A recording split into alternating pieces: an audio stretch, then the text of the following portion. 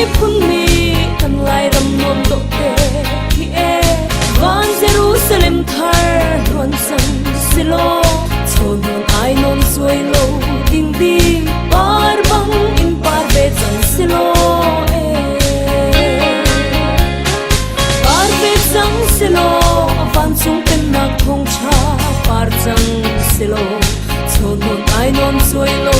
ding ding par bang in par ve chang silo e du lo ni kan phai ko nga se van chung pen na thong cha ruang a chun e rolling se van chung pen na ro bang ling se kan lai ram ku den tiang ro bang ling chin se lo ro bang ling se lo van chung pen na ro bang ling se kan lai ram ku den tiang ro bang ling chin se lo yang Karawi phunni kan lai ram nom to te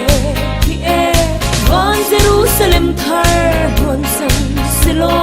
chon ai non suai lo ding ding par bang in par ve chang silo e par ve chang silo van chung pen na thong cha par chang silo chon ai non suai lo ding ding par bang in par ve chang silo e yang chia pathian be kam atling kum thong ram kan lai chin chia mal chang e kan chan ni zai zon ngal lo e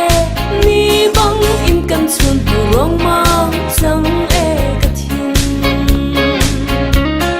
mo ka thin chu e kan chan ni zai zon ngal lo e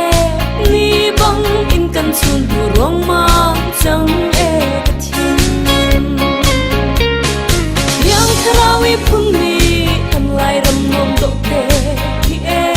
van Jerusalem thar hon sam silo chon ai non suai lo ding ding par bang in par ve chang silo e